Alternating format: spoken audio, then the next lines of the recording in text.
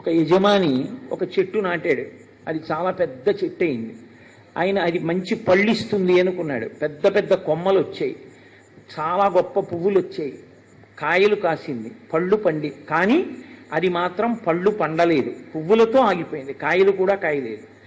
ఇప్పుడు ఆ చెట్టు నాటినటువంటి వ్యక్తి ఇది మంచి పళ్ళిస్తుందనుకుంటే ఇంత పెద్ద చెట్టు అయింది, పుష్పించింది, కానీ పిందెలేదు, కాయలేదు, పండు లేదని ఎలా బాధపడతాడో అలా నీవు రాజ్యం చెయ్యాలి అని ధర్మాత్ముడైన వాడు రాజ్య పరిపాలన చెయ్యడానికి నాకు కొడుకుగా కావాలి అని నాన్నగారు అశ్వమేధయాగం పుత్రకామేష్టి చేశారు. అటువంటి ధర్మాత్ముడివి నువ్వు కొడుకుగా పుట్టావు. పుట్టి కూడా ఇప్పుడు నువ్వు రాజ్య స్వీకారం చేయకపోతే అదిగో పళ్ళు పండని చెట్టు ఎలా ఉంటుందో అన్నయ్య అలా ఉంటుంది. కాబట్టి నువ్వు రాజ్యాన్ని స్వీకరించవలసి ఉంటుంది.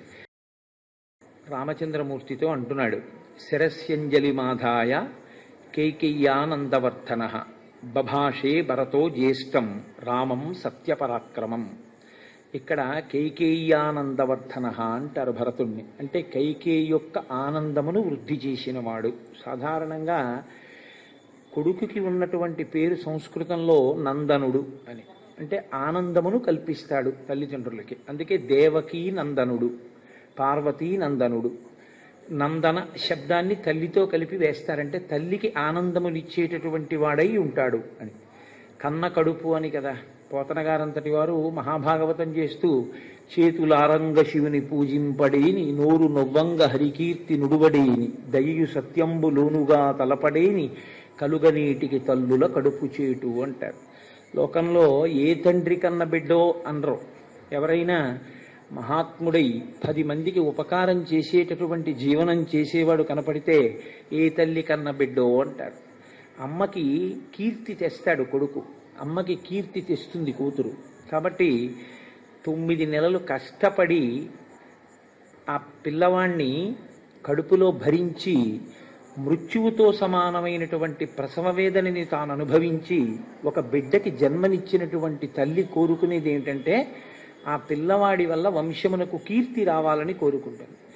కీర్తికి కారణం 10 మందికి ఉపకరించేటటువంటి జీవన విధానాన్ని కలిగి ఉండడం. కాబట్టి ఇక్కడ ఎలా కైకేయానందవర్ధన అయ్యాడు అంటే కైకేయికి నిజంగా రామచంద్రమూర్తికి రాజ్యం ఇవ్వకూడదని, భరతుడికి రాజ్యం ఇవ్వాలని ఆవిడ హృదయంలో ఉన్నటువంటి సంకల్పం కాదు.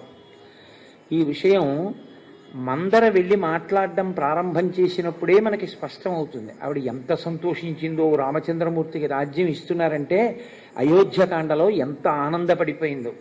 కానీ మందర లేనిపోయినటువంటి భయాన్ని సృష్టించి ఆమె మనసుని కదిలిపోయేటట్టుగా చేసింది. అందుకే దశరథ మహారాజు గారు నిన్నటి రోజున దర్శనమిచ్చినప్పుడు రామచంద్రమూర్తికి, రామ దేవతల యొక్క సంకల్పం ఇది, నేను పెట్టిన ముహూర్తానికి పట్టాభిషేకం జరగకూడదు అని దేవతలు నిర్ణయించారు. అందుకే నేను పెట్టుకున్న ముహూర్తం భగ్నమైపోయింది.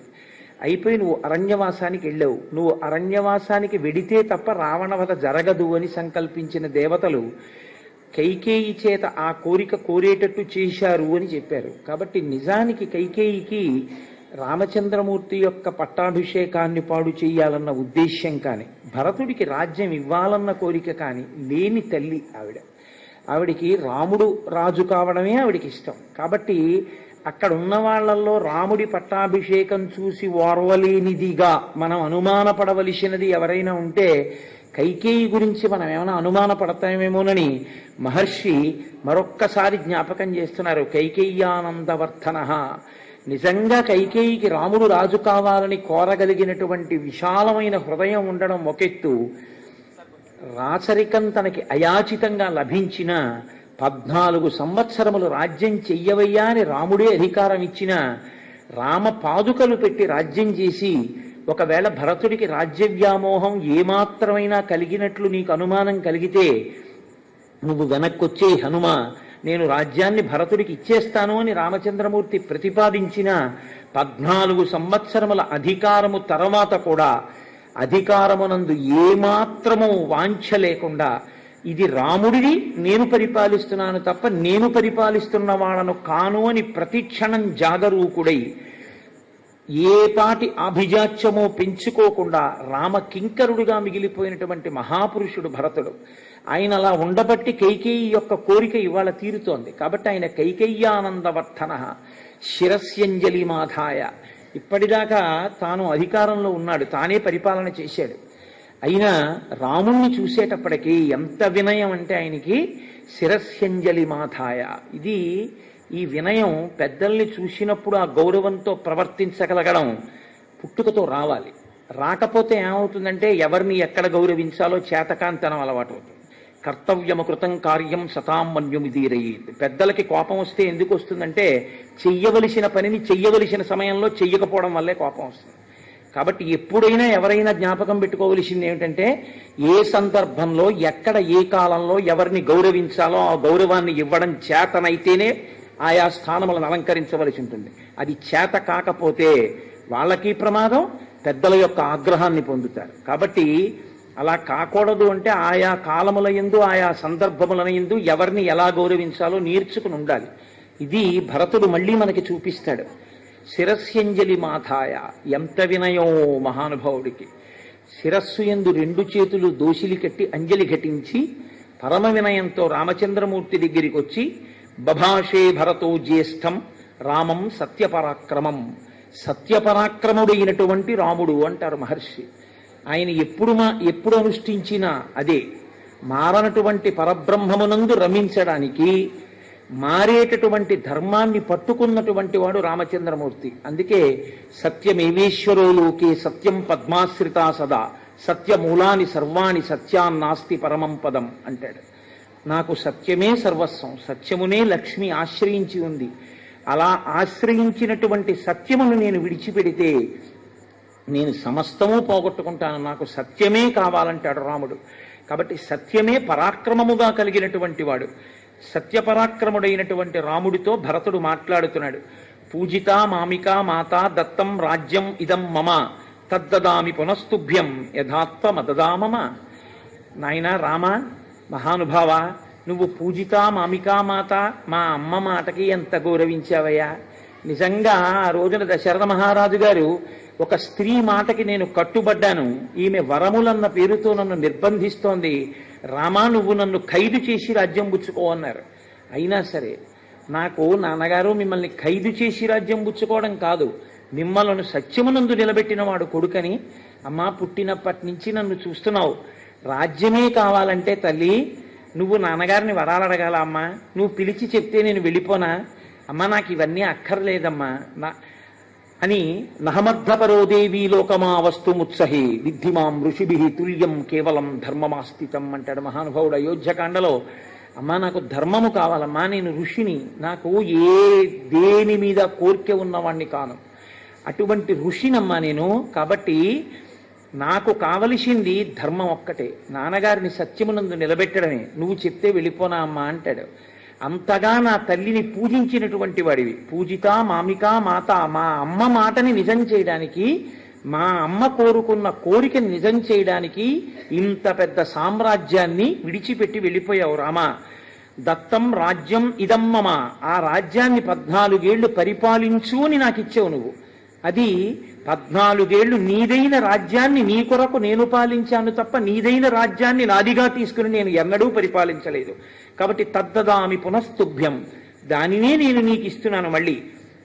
యథాత్వమదదామమా, నువ్వు ఎలా ఇచ్చావో అలా తిరిగి నీకు నేను అందజేసేస్తున్నాను. ఇది మనుష్యుడిగా జన్మించినటువంటి ప్రతి వాడు కూడా ఈశ్వరుని విషయంలో జ్ఞాపకం ఉంచుకోవలసినటువంటి మాట. ఏ విభూతి మనకి కలిగినా అది ఈశ్వరానుగ్రహమే. తిరిగి మనం ఎవరికి సమర్పించవలసి ఉంటుందంటే దాన్ని ఈశ్వరుడికే సమర్పించడం నైవేద్యం. ఆయనకే సమర్పించి ప్రసాదంగా అనుభవించిన వాడెవరో వాడు ధన్యాత్ముడు. కాబట్టి ఆయన అంటాడు, ధురమే కాకినాన్యస్తాం వృషభేణ బలీయస కిశోరవద్గురుం భారం నవోఢుం అహముత్ససే. అన్నయ్య, ఎక్కడైనా లోకంలో ఒక గుర్రం యొక్క వేగాన్ని ఒక గాడిద అందుకోగలదా? 2 ప్రాణులు ఒక్కలా ఉంటాయని. హంస ఎలా నడుస్తుందో అలా ఒక కాకి నడవగలదా అన్నయ్య? నువ్వు ఒక్క విషయాన్ని బాగా ఆలోచన చెయ్యి. యథాచారోపితో వృక్షో జాతశ్చాంతర్నివేశని మహాంశ్చ సుదురారోహో మహాస్కంధ ప్రశాఖవాన్ శీర్యేత పుష్పితో భూత్వా న ఫలాని ప్రదర్శయన్ తస్యవానుభవేద్దర్థం యస్య హేతోః సరోప్యతే. ఒక యజమాని ఒక చెట్టు నాటాడు, అది చాలా పెద్ద చెట్టు అయింది. ఆయన అది మంచి పళ్ళిస్తుంది అనుకున్నాడు. పెద్ద పెద్ద కొమ్మలు వచ్చాయి, చాలా గొప్ప పువ్వులు వచ్చాయి, కాయలు కాసింది, పళ్ళు పండి, కానీ అది మాత్రం పళ్ళు పండలేదు, పువ్వులతో ఆగిపోయింది, కాయలు కూడా కాయలేదు. ఇప్పుడు ఆ చెట్టు నాటినటువంటి వ్యక్తి ఇది మంచి పళ్ళిస్తుందనుకుంటే ఇంత పెద్ద చెట్టు అయింది, పుష్పించింది, కానీ పిందెలేదు, కాయలేదు, పండు లేదని ఎలా బాధపడతాడో అలా నీవు రాజ్యం చెయ్యాలి అని ధర్మాత్ముడైన వాడు రాజ్య పరిపాలన చెయ్యడానికి నాకు కొడుకుగా కావాలి అని నాన్నగారు అశ్వమేధయాగం పుత్రకామేష్టి చేశారు. అటువంటి ధర్మాత్ముడివి నువ్వు కొడుకుగా పుట్టావు. పుట్టి కూడా ఇప్పుడు నువ్వు రాజ్య స్వీకారం చేయకపోతే అదిగో పళ్ళు పండని చెట్టు ఎలా ఉంటుందో అన్నయ్య అలా ఉంటుంది. కాబట్టి నువ్వు రాజ్యాన్ని స్వీకరించవలసి ఉంటుంది. నువ్వు గొప్ప భోగములకు ఐశ్వర్యమునకు తగినవాడవు, కానీ 14 సంవత్సరముల పాటు కటిక నేల మీద పడుకున్నావు. నీ చేతిని తలగడగా పెట్టుకుని పడుకున్నావు. నీ చేతిని తలగడగా పెట్టుకుని పడుకోవలసినటువంటి సీతమ్మ ఎక్కడో అశోకవనంలో శిశుపా వృక్షం కింద అలా ఏడుస్తూ ఆ తల్లి ఉండిపోయింది. అన్నయ్య, ఇక నుంచి నువ్వు అలా ఉండడానికి వీల్లేదు. ఈ క్షణం నుంచి తూర్య సంఘాత నిర్ఘోషై కాంచీనూపుర నిస్వనై మధురైర్గీత శబ్దైశ్చ ప్రతిబుద్ధస్య రాఘవ. అన్నయ్య, నీవిక నుంచి నిద్ర లేవడం అన్నది గొప్ప మంగళధ్వనుల మధ్య, తూర్యనాదముల మధ్య, గొప్ప స్త్రీల యొక్క వడ్డాణముల యొక్క చప్పుడు, గాజుల చప్పుడు మధ్య నువ్వు నిద్ర లేవాలి. అంటే అంతఃపుర స్త్రీల మధ్యలో నీవు చాలా గొప్పగా హంసతూలికా తల్పమునందు క్షీణించిన వాడవై నిద్ర లేవాలి తప్ప అన్నయ్య నువ్వు ఇలా కష్టపడకూడదు. యావదావర్తతే చక్రం యావతీచ వసుంధర తావత్వమిహ సర్వస్య స్వామిత్వం అనువర్తయ. స్వామి అంటారు. స్వామి అన్న మాట ఇద్దరి ఎందే ప్రయోగించాలి. ఎవరిని పడితే వాళ్ళని పట్టుకుని స్వామి అనకూడదు, ఇద్దరినే స్వామి అనాలి. ఒకటి, స్వామి అన్న మాట భర్తకి చెల్లుతుంది, భార్య భర్తని స్వామి అని పిలవచ్చు. 2, ఈశ్వరుణ్ణి సరే స్వామి అంటాం, కానీ యథార్థమునకైతే అమరకోశం బట్టి స్వామి అన్న మాట ఎవరికి చెల్లుతుందంటే ఒక్క సుబ్రహ్మణ్యేశ్వరుడికి, ఆయనకు ఒక్కరికే స్వామి అన్న నామం అన్వయం అవుతుంది. మిగిలిన వాళ్ళకి స్వామి అన్న నామం అన్వయం అవుతుందని అమరకోశం చెప్పలేదు, కానీ మనం అంటాం, దానికేం పెద్ద దోషమేం కాదు. ఎందుకంటే అందరూ ఆ స్వరూపంగానే మనం భావన చేస్తాం కాబట్టి దాన్ని పెద్ద పట్టించుకోవలసిన విషయం కాదు. కానీ స్వామి అని పిలిస్తే మాత్రం ఇద్దరినే పిలవాలి అని శాస్త్రవాక్కు. ఈశ్వరుణ్ణి అలా ఉంచండి. 1, స్త్రీ భర్తని పిలవాలి. 2, ఒక్క గురువు గారికి మాత్రమే స్వామి అన్న మాట చెల్లుతుంది. ఒక గురువు గారిని పిలిచి సంబోధించేటప్పుడు స్వామి అని పిలిచి సంబోధించవచ్చు. ఎందుకంటే స్వామి అంటే సమస్తము తనదైనవాడు, కేవలము తన సంకల్పము చేత శిష్యులను అనుగ్రహించగలిగినవాడు, ఆయన కోపము చేత నశింపచేయగలిగినవాడు. అందుకని ఆయన సృష్టికర్త, స్థితికర్త, ప్రళయకర్తగా ఉండగలిగినవాడు, అంతటి ఉపాసన బలమున్నవాడు. కాబట్టి అందుకని సర్వతంత్ర స్వతంత్ర అని పిలుస్తూ ఉంటాం గురుస్తోత్రంలో. అటువంటి మహనీయులు కాబట్టి గురువు గారి దగ్గరికి వెళ్ళి సంబోధించినప్పుడు హే స్వామిన్ అని పిలుస్తూ ఉంటారు. స్వామి అన్న సంబోధన ఉంది. భరతుడు ఇవాళ స్వామి అని పిలుస్తున్నాడు. స్వామి అని పిలుస్తున్నాడంటే ఒక్కటే కారణం, ఆయన యందు ఈశ్వరతత్వాన్ని చూశాడు అని గుర్తు.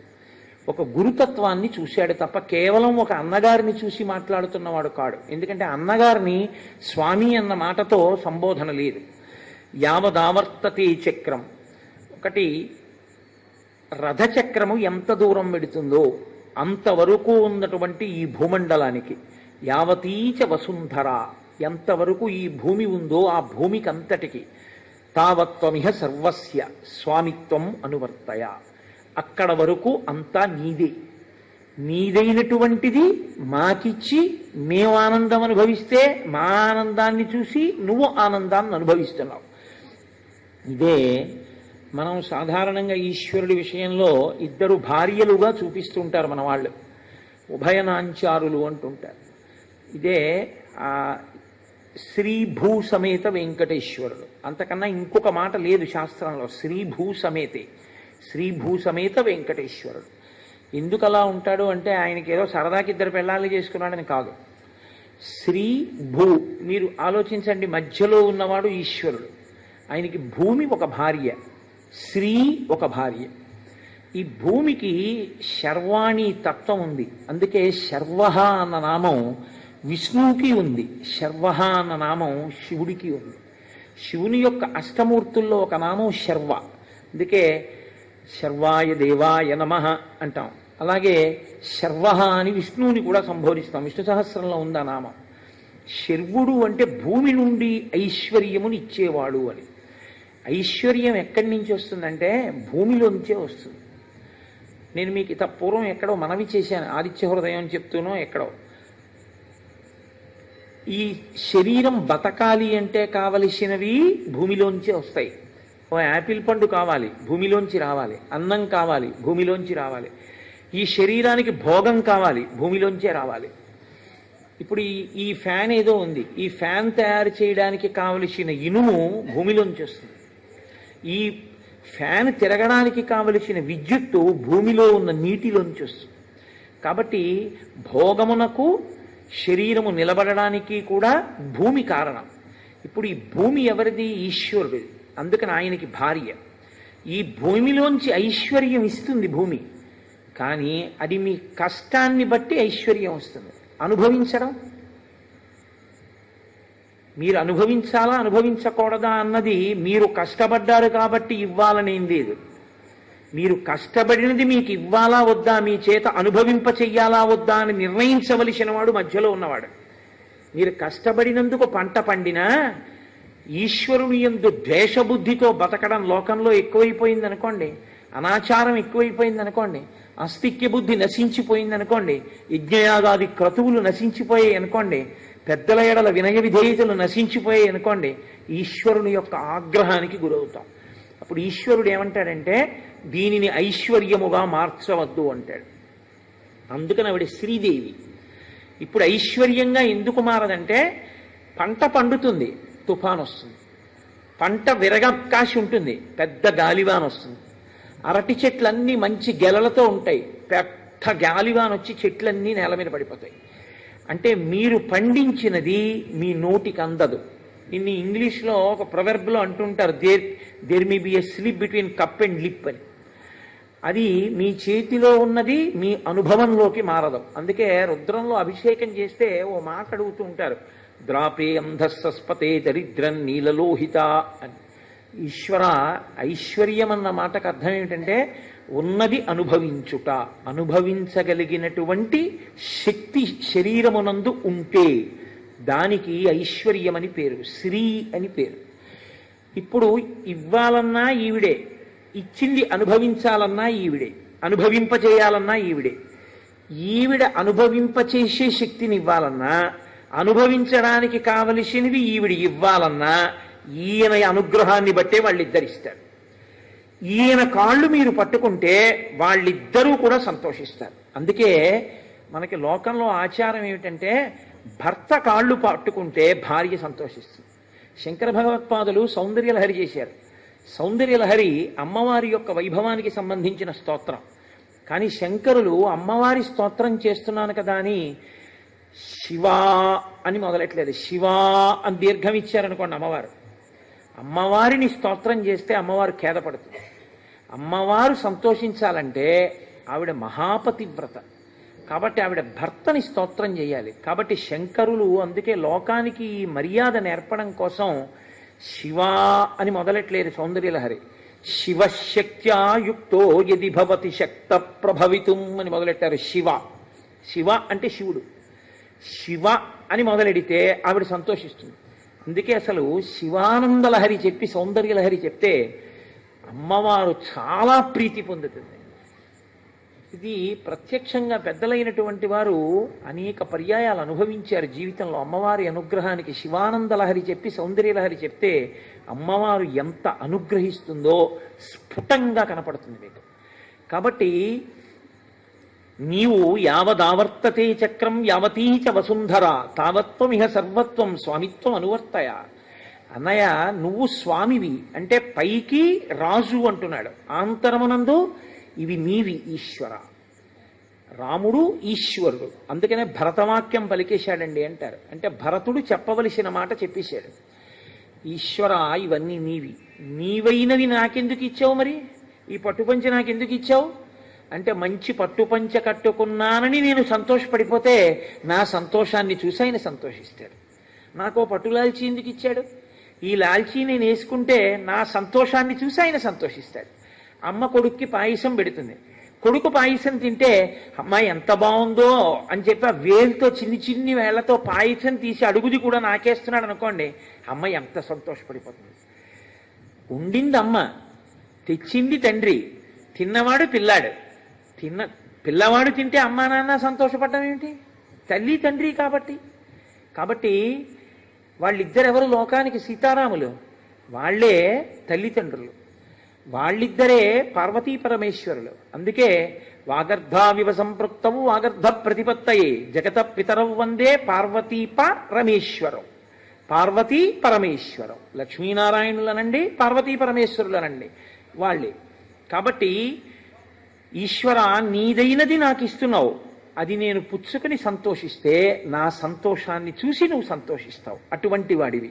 ఇది ఆంతర ప్రతిపాదన. బాహ్యమునందు రామ, ఇది నీది, ఈ భూమండలం, ఈ రాజ్యం నీది, నీదైన దాన్ని నన్ను పరిపాలించమన్నావు, పరిపాలించాను. కాబట్టి ఇప్పుడు నువ్వు దాన్ని మళ్ళీ స్వీకరించు. భరతస్య వచశ్రుత్వా రామ పరపురంజయ తథేతి ప్రతిజగ్రాహ నిశసాదాసనే శుభే. ఆయన అన్నాడు, స్వీకరించాను. ఒక్క సంకల్పం చేశాడు ఆయన, ఒక్క మాట అన్నాడు, భరత నీ సంతోషించాను, స్వీకరించాను అని ఒక ఉచితమైనటువంటి ఆసనంలో ఆయన కూర్చున్నాడు. పూర్వంతు భరతే స్నాతే లక్ష్మణీచ మహాబలే సుగ్రీవే వానరేంద్రీచ రాక్షసేంద్రే విభీషణే. ఆయన మర్రిపాలు పోసుకుని జటలు కట్టేసుకున్నాడు, జుట్టునంతటిని. అయోధ్యకాండలో విన్నారుగా మీరు. ఇప్పుడు ఆయన పట్టాభిషేకం చేసుకోవాలి. పట్టాభిషేకం చేసుకోవాలంటే రామచంద్రమూర్తి నిత్యాగ్నిహోత్రీకుడు, మహానుభావులు నిత్యాగ్నిహోత్రీకులంటే అసలు ఆ వర్చస్సు, ఆ వినయం. మొన్న ఇక్కడికి మే 11వ తారీఖు సాయంకాలం విజయవాడ నుంచి హరిప్రసాద్ గారు తీసుకొస్తే వాళ్ళ దర్శనం చేత పునీతులం అయ్యాం మనందరం. వాళ్ళు సాయంకాలం అగ్నిహోత్రం చేసుకుని ఇక్కడికి వచ్చారు. ఎంత వినయమో, ఎంత విధేయతో. చదువుకోవడం వేరు, వినయం ఉండడం వేరు. ఏదో తెలుసు అనుకోవడం వేరు, దాని చేత ధూర్తతనం ప్రబలడం వేరు. ఆ ధూర్తతనం ఉన్నప్పుడు ఏదీ రాణించదు, ఆ వినయం లేకపోతే. కాబట్టి రామచంద్రమూర్తి దగ్గరికి ఆ క్షురకర్మలో నిపుణులైన వాళ్ళని తీసుకొచ్చారు. తీసుకొస్తే ఆయన అన్నారు, నేను కాదు ముందు జటలు తీయించుకోవలసిన వాడిని, ముందు భరతుడికి లక్ష్మణుడికి శత్రుఘ్నుడికి తీయించండి అన్నారు. ఆయన నిత్యాగ్నిహోత్రీకుడు, మారీచుడంతటి వాడు. ఆయన గురించి చెప్తూ ఏకవస్త్రధరో ధన్వీ శిఖీ కనకమాలయ అని చెప్పాడు. ఆయన శిఖ పెట్టుకుని ఉంటారు. పట్టాభిషేకం వేళటికి యథార్థానికి ఆయన యథార్థమైనటువంటి మూర్తి ఏమిటి అంటే ఆయన బోడిగుండుతో పిలకతో ఉన్నారు. ఎందుకంటే ఆయన క్షురకర్మ చేయించుకున్నారు, చేయించుకుని శిఖతో మాత్రమే ఉన్నారు ఆయన. ఎందుకంటే ఆయనకి ఆచారము పట్ల, సంప్రదాయము పట్ల ఆయనకున్న మర్యాద అటువంటిది రామచంద్రమూర్తికి. కాబట్టి పూర్వంతు భరతే స్నాతే, ఆయన అన్నారు నేను కాదు ముందు స్నానం, తమ్ముడికి చేయించండి అన్నారు. ఆయన ప్రేమ అటువంటిది. అందుకు ముందు భరతుడికి స్నానం చేయించారు. లక్ష్మణీచ మహాబలి, తర్వాత లక్ష్మణుడికి చేయించారు. సుగ్రీవే వానరేంద్రీచ, ఆ తర్వాత మిత్రుల్ని కూడా ఆయనంత జ్ఞాపకం పెట్టుకుంటారు. సుగ్రీవుడికి చేయించారు. రాక్షసేంద్రే విభీషణే, తర్వాత రాక్షసేంద్రుడైనటువంటి విభీషణుడికి కూడా స్నానం చేయించారు. ఆ జటలనన్నిటినీ కూడా విసర్జించారు, మంచి వస్త్రాన్ని కట్టుకున్నారు. సీతమ్మ తల్లికి ప్రతికర్మచ సీతాయా సర్వా దశరథ స్త్రియ ఆత్మనైవ తదా చక్రు మనస్విన్యో మనోహరం. దశరథ మహారాజు గారి యొక్క ముగ్గురు భార్యలు కౌసల్య, సుమిత్ర, కైకేయి. లోకంలో ఇదొక విచిత్రమైనటువంటి లక్షణం. కౌసల్య, సుమిత్ర, కైకేయి ముగ్గురు భార్యలు దశరథ మహారాజు గారికి. ముగ్గురు భార్యలున్నటువంటి దశరథుడికి 4 కొడుకులు ఉన్నారు, కానీ కూతుళ్ళు లేరు. కాబట్టి వాళ్ళకి సంతోషం ఏమిటంటే, 3 కొడుకులు ఉన్నారు కానీ ఓ జడ వేద్దామంటే లేదు, ఓ పువ్వులు ఎడదామంటే లేదు, చక్కగా ఏదో వాళ్ళకు ఓ చక్కగా బొట్టు కాటుగో ఇవి పెడదామంటే లేదు. కూతుళ్ళు లేనటువంటి కొడుకులు మాత్రమే ఉన్న తల్లికి చాలా ముచ్చట ఒకటి ఉంటుంది. కోడలు ఎప్పుడొస్తుందా ఎప్పుడొస్తుందా అని ఎదురు చూస్తుంది ఆవిడ. ఎదురు చూడడం కాదు, నిజంగా ఆ అత్తగారి మనసులో అమ్మగారు ఉంటుంది, అమ్మ ఉంటుంది. ఎందుకో తెలుసా అండి?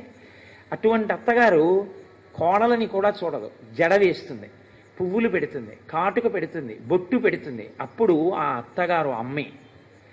అసలు నిజానికి గొప్పతనం ఏమిటో తెలుసా అండి? అమ్మలో అమ్మతనం ఉండడం గొప్పతనం కాదు, అత్తగారిలో అమ్మతనం ఉండడమే చాలా గొప్ప విషయం. అత్తగారు అమ్మగా అత్తగారిలో అమ్మని చూసుకుని అత్తగారితో అలా కోడలు కలిసిపోవాలి. కోడల్లో కోడల్ని కూతుర్ని చూసుకుని అత్తగారు మురిసిపోవాలి, కూతురు ఉన్నా కూడా. మీరు ఒకటి ఆలోచించండి, నాకో కూతురు ఉంది, నా కూతురికి సుఖం అన్న మాటకు అర్థం ఏంటి? నేను ఎంత చేసినా నా మనసులో ఒక వెలితితనం ఉంటుంది. నేను చేయడం కాదు ఇవన్నీ, వాళ్ళ ఆయన చెయ్యాలి, వాళ్ళ అత్తవారు చేస్తే బాగుంటుందని ఉంటుంది. వాళ్ళ అత్తవారి వల్ల తృప్తి పొందితే నా కూతురు, నేనెంతో సంతోషిస్తాను. ఏమి నా కూతురు అయితే ఆ న్యాయమా?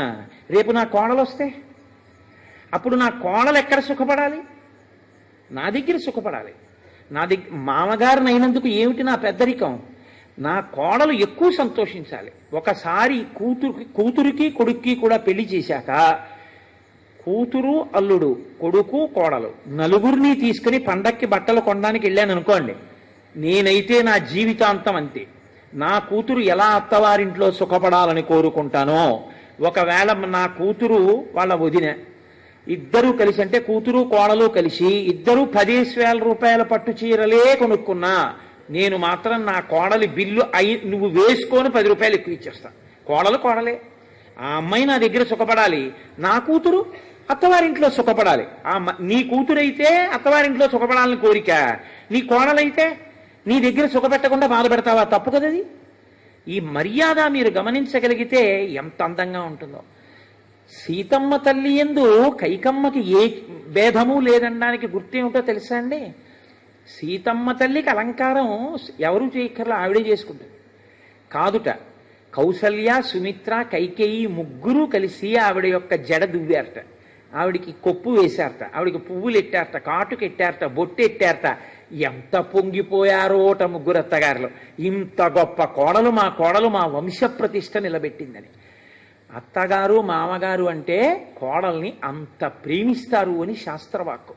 కాబట్టి వాళ్ళు ప్రతికర్మచ సీతాయా సర్వా దశరథ స్త్రియ ఆత్మనైవ తదా చక్రు మనస్విన్యో మనోహరం. శ్రీరామాయణం అందుకే కేవలం వినేది కాదు అని నేను మీకు మనవి చేస్తుంటా. శ్రీరామాయణం విన్నవాడి బుద్ధిలో ఖచ్చితంగా ఒక మార్పు ఉంటుంది.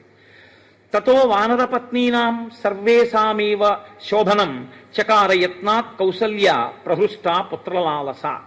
ఇంతకాలం తర్వాత కొడుకుని చూసుకున్నటువంటి కౌసల్య, నా కొడుకు ఇవాళ ఈ అభ్యున్నతిని పొందడానికి కారణమైనటువంటి వాళ్ళు వానరనాయకుడైన సుగ్రీవుడు, రాక్షసనాయకుడైన విభీషణుడని పట్టుపట్టి వానరనాయకుడైన సుగ్రీవుడి యొక్క భార్యలకి అలంకారాలు చేసిందిట. వాళ్ళు కామరూపులు, మానవ రూపంలో ఉన్నారు. ఇప్పుడు రామచంద్రమూర్తిని శత్రుఘ్నుడు ఒక రథాన్ని పూంచి తీసుకొచ్చి అక్కడ నిలబెట్టి, అన్నయ్య రథం ఎక్కువ అన్నాడు. తత శత్రుఘ్నవచనాత్ సుమంత్రో నామ సారథి యోజయిత్వాభిచక్రామ రథం సర్వాంగశోభనం అర్కమండల సంకాశం దివ్యం దృష్ట్యా రథోత్తమం ఆరురోహ మహాబాహు రామ సత్యపరాక్రమం. ఆ సుమంత్రుడికి చెప్పి ఒక రథాన్ని తీసుకొచ్చి శత్రుఘ్నుడు మేలైన గుర్రములతో పూంచినటువంటి దాన్ని, సూర్యమండలంలో ఉన్నటువంటి రథాన్ని అక్కడ పెట్టాడు. మహానుభావుడైనటువంటి రామచంద్రమూర్తి ఆ రథాన్ని అధిరోహించారు. సుగ్రీవుడు, హనుమంతుడు మొదలైనటువంటి వాళ్ళు గొప్ప కాంతి కలిగినటువంటి కుండలములు ధరించినటువంటి వారై ఆ నందిగ్రామం దగ్గర నుంచి అయోధ్య పట్టణానికి బయలుదేరారు. అలాగే సుగ్రీవ పత్నులు సీతమ్మ తల్లితో కలిసి ఆ నగర వీధులన్నీ చూస్తూ వెళ్ళడం కోసమని వాళ్ళు బయలుదేరారు. ఇప్పుడు రామచంద్రమూర్తి పట్టాభిషేకం కోసం నందిగ్రామం నుంచి అయోధ్య వరకు అందరూ కలిసి బయలుదేరారు. ఈ రథం వెడుతుంటే మనం లోకంలో 2 పనులు చేయడానికి చాలా సిగ్గుపడిపోతాం. ఒకటి, నేను ఆ పదవిని కించపరచట్లేదు అని మీరు బాగా గుర్తుపెట్టుకోవాలి.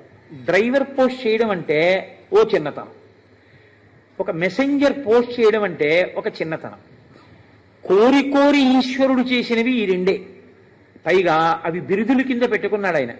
నేను పాండవ దూత పార్థసారథి, నేను పార్థుడికి డ్రైవర్ని, పాండవులకు మెసెంజర్ని అని ఆయన ఆ రెండింటినీ బిరుదునామాలుగా స్వీకరించాడు. నిజానికి ఎంత గొప్పవాడైనా వాడి భద్రత అంతా ఎదురుగుండా కూర్చుని నడిపేవాడి చేతిలోనే కదండి ఉంది.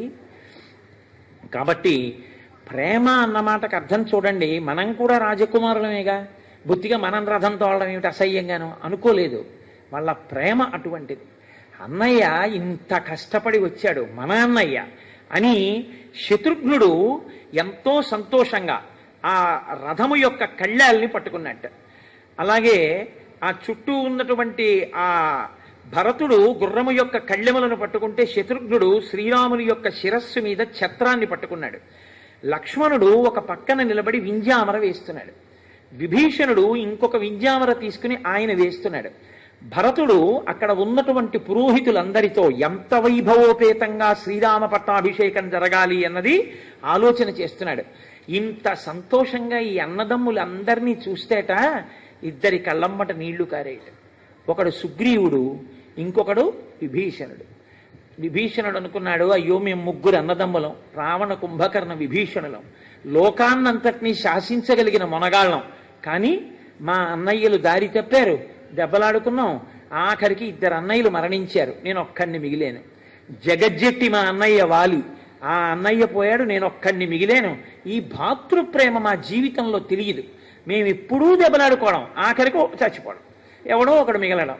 అన్నదమ్ములంటే వీళ్ళు పెద్దన్నగారి పట్ల ఎంత గౌరవంతో జీవించారో, ఎంత మర్యాదగా జీవించారో అని నేను ఎంత సంతోషించాడో మహానుభావుడు. అందుకే ఆ అన్నదమ్ములు, అన్నదమ్ముల బిడ్డలు, ఆ ప్రేమ అవి చూస్తే ఎంతో సంతోషంగా ఉంటుంది. హరిప్రసాద్ గారు వాళ్ళ అన్నగారు వచ్చిన రోజున నా దగ్గరికి వచ్చి అంత గౌరవంగా వాళ్ళ అన్నగారి గురించి నా చెవిలో చెప్పి, వాళ్ళ అన్నగారిని అంత వినయంగా పిలిచి నాకు దండయించి, వాళ్ళ అన్నగారి కొడుకు నాకు దండే వేస్తున్నప్పుడు వాడొచ్చాడు అని ప్రేమగా, కొడుకు కాబట్టి, తమ్ముడు కొడుకు కాబట్టి చెప్తుంటే నాకు ఎంత ఆనందం వేసిందో. అన్నదమ్ముల మధ్య, అన్నదమ్ముల బిడ్డల మధ్య సఖ్యత ఉంటే అదొక గొప్ప బలం, అదొక గొప్ప సంతోషం. కాబట్టి ఇప్పుడు ఆ రథం బయలుదేరింది. మహర్షులు, మరుద్గణములు, దేవతలు అందరూ ఆకాశంలో నిలబడి రామచంద్రమూర్తి యొక్క పట్టాభిషేకాన్ని చూస్తున్నారు. నందిగ్రామం నుంచి ఊరేగింపు బయలుదేరింది అయోధ్య వరకు. ఎప్పుడూ కూడా ఊరేగింపుకు ముందు ఒక పెద్దవాళ్ళు కొంతమంది వెడుతూ ఉండాలి తప్ప ఊరిరిగింపునకు ముందు పెద్దవాళ్ళు లేకుండా ఊరిరిగింపు వెళ్ళకూడదు. మనకది రామాయణమే నేర్పుతుంది. అందుకని రాజైన వాడు, పెద్దవాడు, మహానుభావుడు కాబట్టి దశరథ మహారాజు గారు కూర్చునేటటువంటి శత్రుంజయము అనేటటువంటి ఏనుగు మీద సుగ్రీవుణ్ణి కూర్చోపెట్టారు. కూర్చోపెట్టి ముందు భాగంలో ఆయన్ని నడిపించారు. తూర్యవాద్యములు, కరతాళధ్వనులు చేసేవాళ్ళు, మంచి స్వస్తివాక్యాలు పలికేటటువంటి బ్రాహ్మణోత్తములు ఆ ముందర వెడుతున్నారు. అక్షతలు పట్టుకున్నటువంటి వాళ్ళు కొందరు, బంగారు పాత్రలు పట్టుకున్న వాళ్ళు కొందరు. ఆ ముందు ఆవులు నడుస్తున్నాయి. ఆవుల వెనక కన్యలు నడిచారు. అక్షతం జాతరూపంచ గావః కన్యాస్తథా ద్విజాః నరా మోదకహస్తాశ్చ రామస్య పురతో యయుః. ఆ వెడుతున్నటువంటి వాళ్ళ చేతుల్లో పాత్రలు పట్టుకుని పాత్రల్లో మధుర పదార్థాలు, పిండి వంటలు పట్టుకున్నారు. ముందు కన్యలు వెడుతున్నారు, కన్యల వెనక సువాసినులు వెడుతున్నారు, సువాసినుల వెనక పురుషులు వెడుతున్నారు, మధ్యలో రామచంద్రమూర్తి రథంలో కూర్చుని వెడుతున్నారు. ఆ వెనక మళ్ళీ కొంతమంది ఊరు పెద్దలు ఉన్నారు. ఎలా ఊరిరిగింపు వెళ్ళాలి అన్నది కూడా మనకి రామాయణం నేర్పుతుంది. ఇవాళ మనం ఊరిరిగింపు అలాగే వెళ్ళాం కదండి. పట్టాభిషేకానికి ఎలా వెళ్ళాలో అలాగే వెళ్ళాం. నేను మీతో మనవి చేసింది అదే. సుగ్రీవుడికి నా అంతఃపురాన్ని ఇయ్యి అన్నాడు. ఆయన్ని తీసుకెళ్లి రామచంద్రమూర్తి యొక్క అంతఃపురాన్ని సుగ్రీవుడికి విడిదిగా ఇచ్చారు. ఎంత స్నేహధర్మం చూపిస్తాడో చూడండి. కానీ వెళ్లే ముందు హంసతూలికా తల్పం అన్ని దానం చేసేసాడుగా, ఏమి లేవు. అందుకని భరతుడు గబగబా తల్పాలు, పరుపులు అన్నీ తెప్పించి అప్పటికప్పుడు సిద్ధం చేశాడు. అందరూ చక్కగా సుగ్రీవుడు ఆ భవనంలో చేరాడు. ఎన్ని కోట్ల వానరములు, ఎంతమంది రాక్షసులు వచ్చారు, విభీషణుడు వచ్చాడు, దేవతలు వచ్చారు. రామచంద్రమూర్తి పట్టాభిషేకంలో ఆశ్చర్యకరమైనటువంటి ఘట్టం ఏమిటో తెలుసా అండి? జాంబవాంశ్చ హనూమాంశ్చ వేగదర్శీ చ వానరాహ వృషభశ్చైవ కలశాన్ జలపూర్ణాన్ అథానయన్. 500 నదుల జలములు ఉంటే పట్టాభిషేకం చేసేటప్పుడు బాగుంటుంది అన్నారు. పట్టాభిషేకం వేరు, ఈశ్వరుడికి మామూలుగా చేసే అభిషేకం వేరు. పట్టాభిషేకం చేసేటప్పుడు తప్పకుండా కన్య కలశ పట్టుకుని మంగళధ్వనితో వచ్చి కలశ ఇవ్వాలి అభిషేకానికి. కన్యలు తీసుకొచ్చిన కలశతో అభిషేకం చెయ్యాలి. అందుకే కదా ఇవాళ వెతికి మరీ మనం మంగళధ్వనితో ఒక కన్యకామణితోటి ఇద్దరితోటి కలశలు పట్టింపించి తీసుకొచ్చి ఆ కలశలతో రామచంద్రమూర్తికి అభిషేకం చేశాం. లోకంలో అభిషేకం జరిగేటప్పుడు అందున రేపే పట్టాభిషేకం అంటే 500 నదుల జలాలు తీసుకురావడం అంటే సాధ్యమయ్యే విషయం కాదు. కాబట్టి ఏం చేస్తారంటే మంత్రపురస్సరంగా ఆవాహన చేస్తారు. గంగేటి యమునే చైవ గోదావరి సరస్వతి నర్మదే సింధు కావేర్యౌ జలేస్మిన్ సన్నిధింకురు అంటే వస్తున్నాయనే కదా మన నమ్మకం. అంటే మంత్రం మనకు ఆ శక్తి ఉంది కాబట్టి అలా ఆవాహన చేస్తారు. కానీ రామచంద్రమూర్తి పట్టాభిషేకంలో అలా చేయలేదు. ఎందుచేత అంటే అత్యంత బలమైన వానరులు ఉన్నారు. భరతుడు అన్నాడు, మా అన్నయ్య పట్టాభిషేకానికి 500 నదుల జలాలు కావాలన్నాడు. వెంటనే సుగ్రీవుడు వానరోత్తములందరినీ పిలిచి మీ అందరూ వెళ్ళి 500 నదుల జలాలు తీసుకురండి అన్నాడు. వాళ్ళు సూర్యోదయంలో బయలుదేరారు బ్రాహ్మీ ముహూర్తంలో. అంతే చక్కగా పట్టాభిషేకం వేళటికి మంటపంలోకి 500 నదుల జలాల్ని వాళ్ళు తీసుకొచ్చారు. ఎలా తీసుకొచ్చారో తెలుసా అండి? మామూలుగా తీసుకురాలేదు. పట్టాభిషేక సర్గందుకే శ్రీరామనవమి నాడు పారాయణ చేస్తారు. ఏ దిక్కుకు వెళ్ళినప్పుడు ఏ పవిత్ర వస్తువు కనపడితే దాన్ని ఆచ్ఛాదించి తీసుకొచ్చారు. ఎర్రచందనపు కొమ్మలు కనపడ్డాయనుకోండి, వాళ్ళు తెస్తున్న కలశ మీద ఎర్రచందనపు కొమ్మలని ఆచ్ఛాదించి తీసుకొచ్చారు. అలా ఆ నదుల జలాల్ని తీసుకొచ్చారు. నదీ శతానాం పంచానాం జలం కుంభేషు చాహరన్. 500 నదుల జలాలతో అభిషేకం జరిగిన వాడు రామచంద్రమూర్తి ఒక్కడే. పూర్వాత్ సముద్రాత్ కలశం జలపూర్ణమధానయత్ సుషేణ సత్వసంపన్న సర్వరత్న విభూషితం. సుషేణుడు పూర్వ దిక్కు అంటే తూర్పు దిక్కుకి వెళ్ళి అక్కడ ఉన్నటువంటి సముద్ర జలాల్ని తీసుకొచ్చాడు. వృషభో దక్షిణాత్తూర్ణం సముద్రాజ్జలమహారత్ రక్త చందన శాఖాభి సమృతం కాంచనం ఘటం. ఆయన వృషభుడు దక్షిణ దిక్కుకి వెళ్ళాడు. సముద్రాజ్జలమాహరత్ అక్కడి నుంచి ఆ దక్షిణ సముద్రంలో ఉండేటటువంటి నీళ్లు తీసుకొస్తూ దక్షిణ దిక్కున రక్తచందన వృక్షాలు ఎర్రచందన వృక్షాలు ఎక్కువగా ఉంటాయి కాబట్టి ఓ కొమ్మ ఒక దాన్ని విరిచి ఆ కలశ మీద పెట్టి పట్టుకొచ్చాడు చక్కగా. గవయ పశ్చిమాత్తోయం అజహార మహార్ణవాత్ రత్నకుంభేన మహతా శీతం మారుత విక్రమ. గవయుడు పశ్చిమ దిక్కుకు వెళ్ళి అక్కడ ఉండేటటువంటి చల్లటి సముద్ర జలాల్ని తీసుకొచ్చాడు. ఉత్తరాచ్య జలం శీఘ్రం గరుడానిల విక్రమ ఆజహార సధర్మాత్మా నిల సర్వ గుణాన్విత. హనుమ 500 నదుల జలాలు తీసుకొచ్చేటప్పుడు గబగబా వెళ్ళి నీళ్లు పట్టుకొచ్చారు. మళ్ళీ ఆయనే ఉత్తర దిక్కుకు వెళ్ళి ఉత్తర దిక్కున ఉన్నటువంటి సముద్ర జలాల్ని కూడా తీసుకొచ్చారు. ఇప్పుడు చక్కగా 4 వైపులా ఉన్నటువంటి సముద్ర జలాలు 500 నదీ జలాలు తీసుకొచ్చి అక్కడ పెట్టారు. మహాత్ములైనటువంటి ఋషులు వచ్చారు. వశిష్ఠో వామదేవశ్చ జాబాలి రథకాశ్యప కాత్యాయన సుయజ్ఞశ్చ గౌతమో విజయస్తథా. అక్కడకు వచ్చినటువంటి వాళ్ళు వశిష్ఠుడు, వామదేవుడు, జాబాలి, కాశ్యపుడు, కాత్యాయనుడు, సుయజ్ఞుడు, గౌతముడు, విజయుడు మొదలైనటువంటి మహర్షులు వచ్చారు. అభ్యసించన్ నరం వ్యాఘ్రం ప్రసన్నేన సుగంధిన సలిలేన సహస్రాక్షం వసవో వసమం యథా. ఆయనని ఆ కలశల యందు ఓషధీరసములను నింపారు. నేను నిన్న అందుకే ఓషధీరసములను వెయ్యండి అని ఇవాళ ఓషధీరసాలతో అభిషేకం చేశాం. పట్టాభిషేకంలో తప్పకుండా ఓషధీరసములను వాడాలని. పట్టాభిషేకము అంటే యథార్థానికి ఆ అభిషేకమే. ఆ అభిషేకానికే అంత శక్తి. కాబట్టి ఇప్పుడు ఆ పట్టాభిషేకం చేశారట రామచంద్రమూర్తికి. అంతే, లోకం అంతా చల్లబడిపోయింది అన్నారు. ఒక్కసారి చల్లబడిపోయింది. అంటే ఆ రామచంద్రమూర్తి యొక్క శక్తి అటువంటిది. పట్టాభిషేకం జరిగితే రాజారాముడైన కాబట్టి ఆయన రాజారాముడు కాగానే లోకమంతా చల్లబడిపోయింది. అందరి మనసులు ప్రసన్నమైపోయాయి. బ్రహ్మణా నిర్మితం పూర్వం కిరీటం రత్నశోభితం అభిషిక్త పురాయేన అనుక్తం దీప్తతేజసం. అప్పుడు కిరీటములను తీసుకొచ్చి ఒక వేది మీద ఉంచారు మొట్టమొదట. ఇదే మకుటధారణ సర్గ అంటారు. ఈ సర్గనే పట్టాభిషేక సర్గనే మకుటధారణ సర్గ అని కూడా పిలుస్తారు. ఇది యథార్థంగా ఏమిటంటే శ్రీరామనవమి నాడు కళ్యాణం చేయడం ఎంత అవసరమో మకుటధారణ సర్గ పారాయణ చేయడం అంత అవసరం. ఆ రోజు ఉదయమే అందరూ కలిసి దేవాలయంలో కూర్చుని రామనామం ప్రారంభం చేస్తారు. ప్రారంభం చేసి సాయంకాలం వరకు చక్కగా రామనామం చేసి పట్టాభిషేక సర్గని, మకుటధారణ సర్గని పారాయణ చేసి స్వామివారి కిరీటాన్ని మానసికంగా చూస్తారు. ఎందుకంటే కిరీటం మీ ఎదురుగుండా వచ్చి ఉండదు కదా. ఆ మకుటధారణ సర్గ చదివేటప్పుడు కేవలం మనసుతో చూడమని చెప్తారు. మనసుతో చూసి ఈ కిరీటధారణ సర్గకి సంబంధించినటువంటి 3 శ్లోకాలు ఉంటాయి. ఈ 3 శ్లోకాల్ని అందరితోటి చెప్పిస్తారు ఒకసారి. మిగిలిన సర్గ ఎవరు వచ్చి దాన్ని ప్రవచనం చేస్తున్నారో ఆయన ఆ సర్గనంతటినీ చెప్పేస్తారు. కానీ శ్లోకాలు మాత్రం అందరితోటి చెప్పిస్తారు. మహానుభావుడు పరమాచార్య స్వామి వారు శరీరంతో ఉన్న రోజుల్లో వారు ఎక్కడ ఉంటే అక్కడ శ్రీరామనవమి నాడు అలా చేయిస్తుండేవారు. ఈ సంవత్సరం కాకినాడ పట్టణం అయ్యప్ప స్వామి దేవాలయంలో మేము అలా చేసి సాయంకాలం మకుటధారణ సర్గ పారాయణ చేశాం. దాని అనుగ్రహమో ఏమో ఇత పూర్వం పట్టాభిషేకం చెప్పడం జరిగింది. కానీ ఎక్కడా కూడా నిజంగా ఆ రోజు రామచంద్రమూర్తి, లక్ష్మణస్వామి, సీతమ్మ తల్లి, హనుమ అంటే భరతుడికి యువరాజ్య పట్టాభిషేకం చేశారు కాబట్టి భరతుడు అని చెప్పవలసి ఉంటుంది కిరీటధారణకి. ఆ నలుగురికి ధారణ చేయించేటటువంటి కిరీటములు ఏమున్నాయో, లేకపోతే రాముడు పెట్టుకోవలసిన ప్రధానమైన కిరీటం ఏముందో ఆ కిరీటాన్ని చూస్తూ ఆ శ్లోకాలు చెప్పడం అనేటటువంటిది ఇప్పటి వరకు ఎప్పుడూ చెయ్యడం జరగలేదు.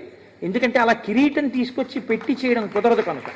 కానీ ఇవాళ మొట్టమొదటిసారిగా నిజంగా పట్టాభిషేక సర్గవేల్టికి యథార్థంగా అలాగే వేదిక మీదకి తీసుకొచ్చి ఆ కిరీటములను అక్కడ పెట్టి మకుటధారణ సర్గ చెప్తూ మీ అందరితోటి శ్లోకాలు చెప్పించేటటువంటి అదృష్టాన్ని రామచంద్రమూర్తి ఇవాళ కృప చేశారు.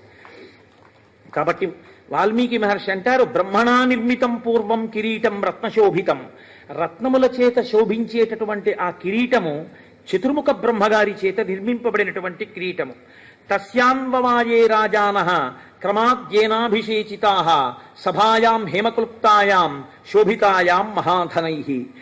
అనేక మంది జనులతో శోభిస్తూ రత్నములతో వజ్రములతో శోభిస్తున్నటువంటి ఆ వేదిక మీద రామచంద్రమూర్తికి ధారణ చేయించేటటువంటి ఆ కిరీటాన్ని తీసుకొచ్చి అక్కడ పెట్టారు వశిష్ఠ మహర్షి. రత్నైర్ నానా విధిశ్చైవ చిత్రితాయాం సుశోభనై నానారత్నమయే పీఠే కల్పయిత్వా యథావిధి. అనేకమైన రత్నములు పొదగపడినటువంటి స్వర్ణ కిరీటం ఆ కిరీటము. కిరీటేన తతఃపశ్చాత్ వశిష్ఠేన మహాత్మన ఋత్విగ్భిర్భూషణైశ్చైవ సమయోక్షత రాఘవః. మిగిలినటువంటి వారందరూ ఏకకంఠంతో స్వస్తివాచకం పలుకుతుండగా వశిష్ఠ మహర్షి తన చేతులతో ఆ కిరీటాన్ని రామచంద్రమూర్తి యొక్క శిరస్సు మీద అలంకరించారు. అది మకుటధారణము అంటారు. అటువంటి స్థితి రామచంద్రమూర్తి ఆ రోజున పొందారు. ఈ శ్లోకాలని పట్టాభిషేకం చెప్పేటప్పుడు నేను చెప్పడం కాదు, ఎవరెవరు ఇవన్నీ చెప్తారో ఈ శ్లోకాల్ని అందరూ చెప్పినప్పుడు ఏమవుతుందంటే పట్టాభిషేకంలో వాళ్ళందరి పట్ల రాముడు రాజారాముడై వాళ్ళని ఆయనే పరిపాలించి కాపాడతాడు అని పెద్దల వాక్కు. కాబట్టి నేనంటాను, మీరు అనండి. సుబ్రహ్మణ్య శర్మ గారు వేదిక మీదకి వచ్చి, ఆయన ఎవరు ఆచార్యులు గారు, ఏది రామాలయం అర్చక స్వామి, రామాలయం అర్చక స్వామి రండి. శ్రీనివాస్ గారు మీరు రండి, మీరు రండి అయ్యా, మీరు రండి. మీరు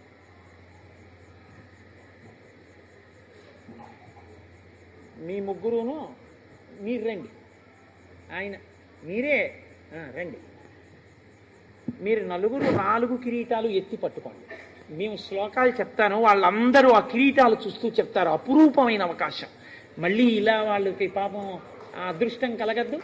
4 కిరీటాలు ఎత్తి పట్టుకోండి, చూస్తూ వాళ్ళు ఆ శ్లోకాలు చెప్తారు. అయ్యా అందరూ చెప్పండి. నేను అనుష్ఠుప్పే కాబట్టి చాలా తేలిగ్గానే ఉంటుంది. కాబట్టి మీ అందరూ కూడా అనండి. అందరికీ కనపడేటట్టుగా పట్టుకోండి ఆచార్యులు గారు. బ్రహ్మణా నిర్మితం పూర్వం కిరీటం రత్నశోభితం అభిషిక్తః పురాయేవ మనుస్తం దీప్తతేజసం. మళ్ళీ ఒక్కసారి అనండి. బ్రహ్మణా నిర్మితం పూర్వం కిరీటం రత్నశోభితం అభిషిక్త పురాయేవ మనుస్తం దీప్తతేజసం తస్యాన్వవాయే రాజానః క్రమాద్యేనాభిషేచితాః సభాయాం హేమక్లుప్తాయాం శోభితాయాం మహాధనైః రత్నైర్నానావిధిశ్చైవ చిత్రితాయాం శిశోభనైః నానారత్నమయే పీఠే కల్పయిత్వా యథావిధిః కిరీటేన తతః పశ్చాత్ వసిష్ఠేన మహాత్మనా ఋత్విగ్భిర్భూషణైశ్చైవ సమయోక్ష్యత రాఘవః. అవి అక్కడ పెట్టి, అయ్యా ఆ హారాలు తీసి చూపించండి, అనేకమైన రత్నములతో కూడిన వేదిక మీద కిరీటములున్నాయి అన్నారు. పూర్ణంగా రామానుగ్రహం కలిగింది ఇవాళ. అనేక వజ్రవైడూర్యములు, పచ్చలు, కెంపులు మొదలైనటువంటివి పొదగబడి ఇవాళ రామ లక్ష్మణులకు, ఆ హనుమకు, సీతమ్మకు అలంకరింపబడడానికి సిద్ధమై వచ్చినటువంటి అమూల్యమైనటువంటి నూతన ఆభరణములు, వాటితో రత్నములతో కూడినటువంటి వేది మీద ఆ కిరీటములు యథార్థంగా ఉన్నాయంటే పరిపూర్ణంగా రామానుగ్రహం కలిగి వేదిక అలా సిద్ధమైంది అని గుర్తు. అవి అక్కడ ఉంచి మీరు కూర్చోవచ్చు. ఇప్పుడు శత్రుఘ్నుడు స్వామికి శుభప్రదమైనటువంటి తెల్లని ఛత్రమును పట్టుకున్నాడు. సుగ్రీవుడు తెల్లని వింజామరలతో వీస్తున్నాడు. విభీషణుడు చంద్రకాంతులీనుతున్నటువంటి మరొక వింజామరని తీసుకున్నాడు. దేవేంద్రుడు వాయువు చేత అతి సుందరమైనటువంటి 100 పద్మములతో కూడినటువంటి ఒక హారాన్ని పంపించాడు. పట్టాభిషేకం జరిగినటువంటి రోజు మధ్యాహ్నం గంధర్వులు గానం చేశారు. ఇవాళ మనకి కూడా గంధర్వగానమే జరిగింది మధ్యాహ్నం. యథార్థమైనటువంటి పట్టాభిషేకం ఆనాడు అయోధ్యలో జరిగితే మళ్ళీ ఆ తర్వాత బహుశా గుంటూరులో ఇవాళే జరుగుతోంది. రామచంద్రమూర్తి ఎంతో సంతోషించారు. లోకమంతా చల్లబడిపోయింది, అందరి మనసులు చల్లబడిపోయాయి. ఎక్కడ చూసినా ఆనందమే. లక్షల సంఖ్యలో గుర్రములను, పాడియావులను, గోవులను, 100ల కొలది వృషభములను బ్రాహ్మణోత్తములకు దానం చేశాడు రామచంద్రమూర్తి. 30 కోట్ల బంగారు నాణ్యములను, అమూల్యమైనటువంటి ఆభరణములను, వస్త్రములను ద్విజవరులకు పంచి ఇచ్చాడు. సుగ్రీవుడికి మణులు పొదిగినటువంటి ఒక గొప్ప హారాన్ని బహూకరించాడు. వైఢూర్యమణి చిత్రీచ వజ్రరత్న విభూషితే వాలిపుత్రాయ ధృతిమాన్ అంగదాయ అంగదే దదౌ.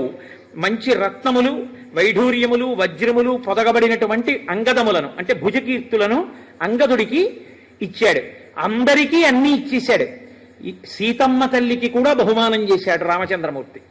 ఇంతమంది ఇన్ని పుచ్చుకున్నాక మా అమ్మ సీతమ్మ మెడలోంచి ఒక ముత్యాలహారాన్ని తీసి చేత్తో పట్టుకుని ఇలా రాముడి వంక చూసింది. మాట్లాడితేనే అర్థమవుతుందా? ఆయన మనస్సు ఆవిడి దగ్గరుంది, ఆవిడ మనస్సు ఆయన దగ్గరుంది. అస్యాదేవ్యా మనస్తస్మిన్ తస్య చాస్యాం ప్రతిష్ఠితం తేనేయం సచి ధర్మాత్మ ముహూర్తం అభిజీవతి. ఒకరి మనస్సు ఒకరి దగ్గర ఉన్న దాంపత్యం ఆ దాంపత్యం. కాబట్టి వెంటనే రాముడు అన్నాడు, సీత నువ్వు ఆ హారాన్ని మెళ్ళలోంచి ఎందుకు తీశావో నాకు తెలుసు. ప్రదేహి సుభగేహారం యస్య తుష్టాసి భామిని పౌరుషం విక్రమో బుద్ధి యస్మిన్ నేతాని సర్వశః దదౌ సావాజుపుత్రాజాతం హారం అసితేచ్చన హనుమాంస్తేన హారేణ శుశుభే వనరస్సభ చంద్రాంశు చయ గౌరేణ శ్వేతాభ్రేణ యథాచలః. వెంటనే ఆ తల్లి తన చేతిలో ఉన్నటువంటి ముత్యాల హారాన్ని స్వామి హనుమకి ఇచ్చింది. వెంటనే హనుమ ఆ హారాన్ని మెళ్ళో వేసుకున్నారు. చంద్రకిరణములు పడినటువంటి మేఘం ఎలా ఉంటుందో, ఆయన పచ్చటి రంగులో కదండి ఉంటారు, కాంచనాద్రికమనీయ విగ్రహం. ఆ హారములు వేసుకున్నటువంటి హనుమ అలా మిరిసిపోయారు కాంతితోటి. ఆయన ఏదో కొరికారు, రామనామం లేదని అవతల బారేశారు, అటువంటి పిచ్చి పనులు ఆయన చేయరు. ఆయన చక్కగా దాన్ని మెళ్ళో ధరించారు. ఇప్పుడు రామచంద్రమూర్తి లక్ష్మణుడి వంక చూసి, అతిష్ట ధర్మజ్ఞ మయాస హేమాంగాం పూర్వరాజాం జుషితాం బలేన. మన పూర్వరాజులందరూ అధిష్ఠించినటువంటి ఈ సామ్రాజ్యాన్ని పరిపాలించడంలో నాతో పాటు బాధ్యత పంచుకోవడానికి కర్తవ్యాన్ని నిర్వహించడానికి లక్ష్మణ ధర్మము తెలుసున్నవాడా ధర్మజ్ఞ మయాస హేమాంగాం పూర్వరాజ్యాం దుషితాం బలేన యవరాజ్యం తీసుకో అన్నాడు. అంటే అన్నయ్య నాకు నీ కైంకర్యం కావాలి, కానీ నాకన్నా పెద్దవాడు భరతుడుండగా నాకెందుకన్నయ్యా యవరాజ్యం, నాకొద్దు, భరతుడికి ఇమ్మన్నారు. ఎంత బతిమాలినా పుచ్చుకోలేదు. ఏమో 14 ఏళ్ళు అరణ్యవాసం చేశాడు, అన్నయ్య నన్ను అడగలేదనుకుంటాడేమోనని ధర్మం తెలుసున్నవాడా అని అడిగాడు. ధర్మం తెలియడం అంటే అంత జాగ్రత్తగా ఉంటుంది. ధర్మం తెలిసి ఉండడం అంటే పెద్దలు ఉన్నప్పుడు అంత జాగ్రత్తగా ప్రవర్తించాలి, ప్రవర్తించకపోతే దోషం వస్తుంది అందులో. కాబట్టి ఇప్పుడు వెంటనే నేను తీసుకోనన్నయ్య, భరతుడు పెద్దవాడు, ఆయనకి ఇమ్మన్నారు. భరతుడికి యవరాజ్య పట్టాభిషేకం చేశారు. సపర్యదేవన్ విధవ నచ వ్యాళకృతం భయం నవ్యాధిజం భయం వాపి రామే రాజ్యం ప్రశాసతి. మహానుభావుడైనటువంటి రామచంద్రమూర్తి పట్టాభిషేకం జరిగిన తరువాత 11,000 సంవత్సరములు ఈ భూమండలాన్ని ఆయన ఇచ్చిన మాట ప్రకారం పరిపాలన చేశారు. పౌండరీకము, అశ్వమేధము, వాజపేయము, ఇతరమైనటువంటి అనేక యజ్ఞయాగాది క్రతువుల్ని చేశారు. ఆయన రాజ్యం చేస్తున్నటువంటి కాలంలో ఏ స్త్రీ కూడా విధవ అవడం అనేటటువంటిది లేదు. ఎవరికీ కూడా క్రూర సర్పముల వలన కానీ క్రూర మృగాల వలన కానీ భయం కలగలేదు. ఎవరికీ ఎన్నడూ ఏదీ రోగం కలగలేదు. అటువంటి రీతిలో ధర్మాత్ముడై రాముడు రాజ్యాన్ని పరిపాలించాడు. నచస్మ వృద్ధా బాలానాం ప్రేత కార్యాన్ని కుర్వతే. ఎన్నడూ కూడా రామరాజ్యంలో చిన్నపిల్లవాడికి అంతకన్నా పెద్దవాడు ప్రేతకార్యం చెయ్యడం, అంటే పిల్లవాడు మరణిస్తే పెద్దవాళ్ళు అంత్యేష్టి సంస్కారం చెయ్యడం అన్నది ఎన్నడూ జరగలేదు. అంటే పిల్లలందరూ చక్కగా వృద్ధిలోకి వస్తుంటే పెద్దవాళ్ళు చూసి సంతోషించారు. ఆసం వర్ష సహస్రాణి తథా పుత్ర సహస్రిణ నిరామయా విశోకాశ్చ రామే రాజ్యం ప్రశాసతి. అక్కడ ఉన్నటువంటి ప్రజలందరూ కూడా చక్కగా 3 తరాల్ని చూసి ఒక్కొక్కళ్ళకి బోరెంతమంది కొడుకులు, కూతుళ్ళు, కోడళ్ళు, అల్లుళ్ళు, మనవలు, మళ్ళీ ఆ మనవలకి పెళ్లిళ్ళై మునిమనవలకి పెళ్లిళ్ళై వాళ్ళ పిల్లలు, ఇంతమందితో ఒక్కొక్క కుటుంబంలో బాలసారి జరిగితే వాళ్ళ ఇంటికి వచ్చిన వాళ్ళ బంధువులే చాలు. వీళ్ళు మళ్ళీ వీళ్ళ వియ్యాలారు, ఆ వియ్యాలారు తాలూకా బంధువులు, ఇంతమంది కలిసి ఎంతో సంతోషంగా ఎక్కడ చూసినా రామో రామో రామ ఇతి ప్రజానాం అభవన్ కథాః రామభూతం జగదభూత్ రామే రాజ్యం ప్రశాసతి. రాముడు రాజ్యం చేస్తున్న రోజుల్లో ఎవరి నోట విన్నా ఒక్కటే మాట, రామా రామా రామ, ఇది తప్ప ఇంకొక మాట లేదు. అంతటి ధార్మికుడై మహానుభావుడు అంత గొప్పగా రాజ్యం చేశాడు. వృక్షములన్నీ కూడా లావైనటువంటి బోధులతో చక్కగా పుష్పిస్తూ ఫలిస్తూ జనులకు కావలసినటువంటివన్నీ సమకూర్చాయి. అన్ని వర్ణముల వారు దురాశ లేని వారై ఎవరి ధర్మాన్ని వారు అనుష్ఠిస్తూ సంతృప్తితో జీవించారు. 10 వర్ష సహస్రాణి 10 వర్ష శతాని చ భ్రాతృభిః సహిత శ్రీమాన్ రామో రాజ్యం అకారయత్. 11,000 సంవత్సరములు తన తమ్ముళ్ళైనటువంటి లక్ష్మణ భరత శత్రుఘ్నులతో కలిసి రామచంద్రమూర్తి ఈ రాజ్యాన్ని చేశారు. ఆది కావ్యం ఇదం త్వార్షం పురా వాల్మీకినాకృతం ఎప్పటే శృణుయాల్లోకే నర పాపాద్విముచ్యతే. ఆర్షము పరమ సత్యము, ఇందులో ఒక్క అక్షరము కల్పితము కాదు, యథార్థముగా జరిగిన గాథ. చతుర్ముఖ బ్రహ్మగారి యొక్క వరం చేత వాల్మీకి మహర్షి ఆచమనం చేసి కూర్చుని ఘంటం పట్టుకుంటే ఆ రామాయణ కాలంలో ఉన్నటువంటి వ్యక్తులు, రాక్షసులు, స్త్రీలు అందరూ చేసినటువంటి పనులతో పాటు వాళ్ళ మనస్సుల్లో కదిలిన ఊహలు కూడా వాల్మీకి మహర్షికి ప్రచోదనమయ్యాయి. ఆనాడు వాల్మీకి మహర్షి బ్రహ్మగారి వరంతో అన్నిటినీ తెలుసుకుని రచించినటువంటి కావ్యము తప్ప కేవలముగా కాల్పనికమైనటువంటి కథతో కూడుకున్నటువంటిది కాదు, యథార్థముగా జరిగిన కథ రామకథ. కాబట్టి ఇది ఆది కావ్యము. భార్య భర్తతో మాట్లాడితే ఎంత మధురంగా ఉంటుందో అటువంటి భాషలో చెప్పబడిన కావ్యము, సర్వధర్మములు పొదగబడినటువంటి కావ్యము. ఈ కావ్యాన్ని ఎవరు వింటున్నారో పుత్రకామస్తు పుత్రాన్వై ధనకామో ధనాని చ లభతే మనుజోలోకే శ్రుత్వా రామాభిషేచనం. ఎవరు ప్రత్యేకించి రామచంద్రమూర్తి యొక్క పట్టాభిషేకాన్ని చూస్తున్నారో, పట్టాభిషేకంలో పాల్గొంటున్నారో, రాజారాముడిగా కూర్చున్నటువంటి రోజున జరుగుతున్నటువంటి పూజా సభలో ఉంటారో, ఎవరెవరు సంపూర్ణంగా రామాయణాన్నంతటినీ పరమ సంతోషంతో చెబుతున్నటువంటి వ్యక్తి కన్నా కింది స్థానంలో కూర్చుని పరమ మర్యాదతో నమ్మకంతో కూడిన బుద్ధితో నమస్కరిస్తూ వింటారో అటువంటి వారికి పుత్రకామస్తు పుత్రాన్వై, అటువంటి వారికి కొడుకులు కావాలంటే కొడుకులు కలుగుతారు. ధనకామో ధనానిచ, ధనం కావాలి అంటే ధనం కలుగుతుంది. మహీం విజయితే రాజా, ఈ భూమండలాన్ని గెలవాలి అని రాజులు అనుకుంటే రామాయణాన్ని వింటే వాళ్ళు భూమండలాన్ని గెలుస్తారు. రిపుంశ్చాప్యధితిష్టతి, శత్రువుల్ని గెలుస్తారు. రాఘవేణ యథామాత సుమిత్రా లక్ష్మణేన చ భరతేనైవ కైకేయీ జీవపుత్రాస్తథా స్త్రియః భవిష్యంతి సదానంద పుత్ర పౌత్ర సమన్వితాః. కౌసల్య, సుమిత్ర, కైకేయి ఎలా కొడుకులతో చక్కగా కొడుకులు బ్రతికుండగా ఆ కొడుకుల్ని చూసి సంతోషించి ప్రయోజకులైన కొడుకులని తల్లి సంతోషించిందో అలా రామాయణాన్ని పఠనం చేసినటువంటి వాళ్ళందరికీ కూడా బిడ్డలు ప్రయోజకులై ఆ తల్లులు ఆనందాన్ని పొందుతారు. శ్రుత్వా రామాయణమిదం దీర్ఘమాయుశ్చ విందతి రామస్య విజయం చైవ సర్వం అక్లిష్టకర్మణః. ఎవరు హేళగా పనులు చేయగలిగినటువంటి రామచంద్రమూర్తి యొక్క వైభవంతో కూడిన ఈ రామాయణాన్ని, సంపూర్ణ రామాయణాన్ని వింటున్నారో అటువంటి వారు దీర్ఘాయుర్దాయాన్ని పొందుతారు. సమాగమం ప్రవాసాంతే లభతే చాపి బాంధవైః ప్రార్థితాంశ్చ వరాన్ సర్వాన్ ప్రాప్నుయాదిహ రాఘవాత్. ఎవరు ఈ రామాయణాన్ని వింటున్నారో అటువంటి వారికి దూరదేశంలో ఉన్నటువంటి వారితో సమాగమం సిద్ధిస్తుంది. వారు తొందరలో తమకి అత్యంత ప్రాణప్రియులైన వారెవరున్నారో వాళ్ళని కలుసుకుంటారు. కలుసుకుని సంతోషాన్ని పొందుతారు. శ్రవణేన సురాహ సర్వే ప్రీయంతే శృణ్వతాం వినాయకాశ్చ శామ్యంతి గృహే తిష్టంతి యస్య వై. ఎవరైతే ఈ రామాయణాన్ని వింటున్నారో అటువంటి వారి ఎడల దేవతలందరూ ప్రసన్నులవుతారు. అటువంటి వారి ఎడల ఏవైతే ఉగ్రమైనటువంటి భూతములు ఉన్నాయో అవన్నీ కూడా ఉపశాంతి పొందుతాయి. అరిష్టమైనటువంటి గ్రహములు తాము ఇచ్చేటటువంటి ఫలితములు ఏ ఉంటాయో ఆ ఫలితములు ఇవ్వకుండా ఆపు చేసి వాళ్ళు అభ్యున్నతిని పొందుతారు. విజయేత మహీం రాజా ప్రవాసీ స్వస్తిమాన్ వ్రజేత్ స్త్రియా రజస్వలాహ శ్రుత్వా పుత్రాన్ సూయురనుత్తమాం.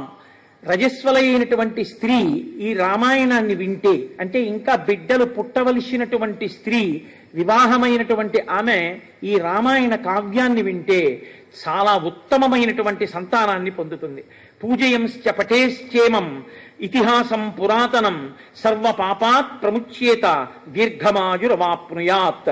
ఎవరైతే ఈ శ్రీరామాయణ కావ్యాన్ని వింటున్నారో వాళ్ళకి అన్ని కోర్కెలు నెరవేరుతాయి. ఎవరికి ఏ కోర్కె తీరాలో, ఏ అభ్యున్నతిని పొందాలో ఆ అభ్యున్నతి వాళ్ళకి కలుగుతుంది. అభ్యున్నతి కలగడం కాదండి, మీకు నేను ఒక యథార్థం చెప్తున్నాను. శ్రీరామాయణం వింటుండగా చేయవలసిన సంస్కారం చేయబడకపోతే ఆ సంస్కారము సశాస్త్రీయముగా చేయబడినది అవుతుంది. షష్ఠి పూర్తి చేసుకోవలసిన వాడు చేసుకోలేదనుకోండి, సంపూర్ణ రామాయణాన్ని వింటే వాడు షష్ఠి పూర్తి సశాస్త్రీయంగా చేసుకున్నట్టే. ఎవరు ఏ సంస్కారములను పొందాలో ఆ కాలంలో ఆ సంస్కారములను పొందకపోయినా రామాయణాన్ని విన్నటువంటి వాళ్ళకే ఆ సంస్కారములు పొందినటువంటి ఫలితాన్ని ఈశ్వరుడు వాళ్ళ ఖాతాలో వేస్తాడు. శ్రీరామాయణానికి అంత శక్తి ఉంది. అందుకే రామాయణం చెప్దామన్నా, రామాయణం విందామన్నా అంత తేలిక కాదు. సీతారామచంద్ర ప్రభువు యొక్క పరిపూర్ణమైనటువంటి అనుగ్రహం ఉంటే తప్ప రామాయణం చెప్పడమూ కుదరదు, రామాయణం వినడమూ కుదరదు. నేను మీకు ఒక యథార్థం మనవి చేస్తున్నాను ఇవాళ. నేను చెప్తున్నటువంటి ఈ రామాయణం, నేను చేస్తున్న ఈ ప్రసంగాలు ఒక 15 రోజుల క్రితం నేను ఆపు చేసేసి నేను వెనక్కి వెళ్ళిపోవాలి. అంత పెద్ద ప్రమాదం ఒకటి వచ్చేసింది నాకు, అశౌచమే వచ్చేస్తుంది. అంత పెద్ద ప్రమాదం ఒకటి ఏర్పడింది. కానీ రామానుగ్రహం ఉంది, నా తల్లి సీతమ్మ తల్లి అనుగ్రహం ఉంది. ఎవరు శరీరం విడిచిపెట్టేస్తే, ఎవరికి ప్రమాదం జరిగితే నాకు అశౌచం వస్తుందో, నేను రామాయణం చెప్పడానికి అనర్హత పొందుతానో, నేను రామాయణం చెప్పకుండా ఆపి మళ్ళీ మొదలు పెట్టవలసి వస్తుందో, అటువంటి పరిస్థితి రాకుండా తట్టుకోగలిగినంత ఓపిక అసలు ఆయనకి లేకపోయినా ఈశ్వరుడు ఆయనకి ఆయుర్దాయాన్ని ఇచ్చి కాపాడి రామాయణ ప్రవచనానికి అభ్యంతరం లేకుండా ఆయన నాకు అశౌచం రాకుండా ఆయుర్దాయం ఇచ్చి ఆయన్ని రక్షించేశాడంతే. అంటే శ్రీరామాయణం ఎంత శక్తివంతమో, రామాయణాన్ని నమ్మి మొదలు పెడితే రామచంద్రమూర్తి అనుగ్రహం ఎంత పరిపూర్ణంగా ఉంటుందనడానికి ఇదే తార్కాణం. రామాయణం మొదలు పెట్టాక మీరే ప్రత్యక్షంగా చూశారు ఎన్ని ఘట్టాలలో ఎన్ని చోట్ల రామానుగ్రహం స్పష్టంగా కనపడిందో. కాబట్టి పూజయంశ్చ పటేశ్చేమం ఇతిహాసం పురాతనం సర్వపాపాత్ ప్రముచ్యేత దీర్ఘమాయురవాప్నుయాత్. దీర్ఘమైనటువంటి ఆయుర్దాయాన్ని పొందుతారు, సర్వ పాపములు కూడా పోతాయి. ఇది అతి పవిత్రమైనటువంటి ఇతిహాసము, పురాతనమైన ఇతిహాసము. ఇతి హ అసం అంటే ఇది ఇలాగే జరిగినది. అందుకే రామాయణం సత్యమేమి, ఒక్క వాల్మీకి రామాయణమే సత్యం, బ్రహ్మగారి వరం. ఇది హ అసం, ఇది ఇలా జరిగినది, ఇది కల్పిత గాథ కాదు, ఇది సృష్టింపబడినది కాదు, కేవలము కల్పించి మీకు సంతోషాన్ని చేకూర్చేది కాదు, యథార్థముగా జరిగిన కథ. అప్పుడు జరిగిన కథ ఇప్పటికీ ఎందుకు చెప్తారు అంటే రామాయణమిదం కృత్స్నం శృణ్వతః పఠతః సదా ప్రీయతే సతతం రామః సహి విష్ణు సనాతనః.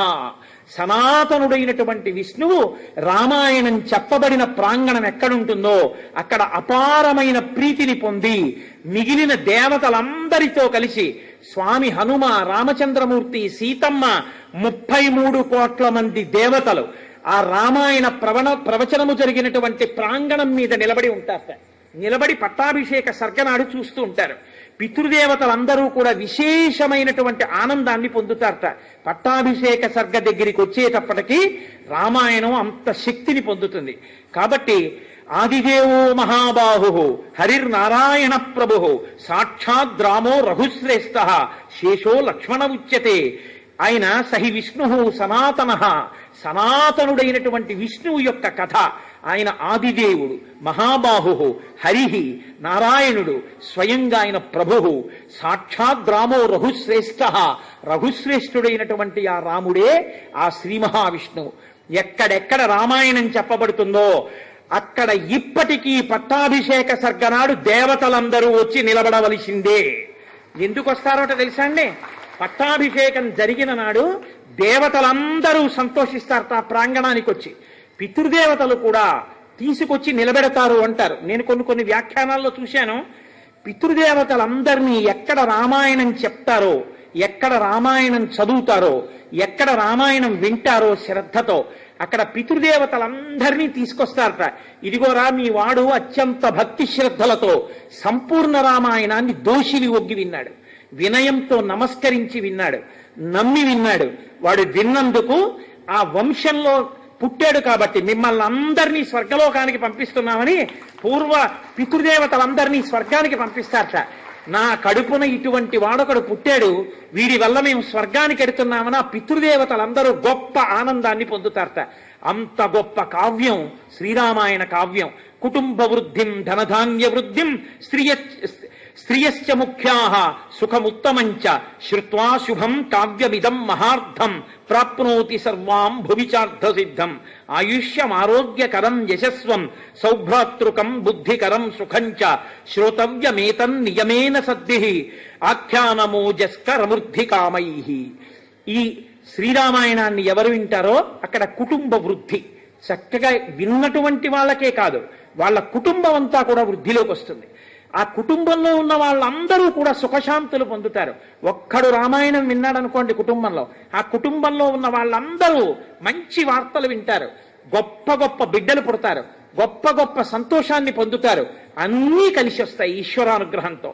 ధనధాన్య వృద్ధిం, ధనధాన్య వృద్ధి పొందుతుంది. స్త్రియశ్చ ముఖ్యాః సుఖముత్తమంచ, చక్కటి సుఖాన్ని పొందుతారు. శ్రుత్వా శుభం కావ్యమిదం మహార్థం.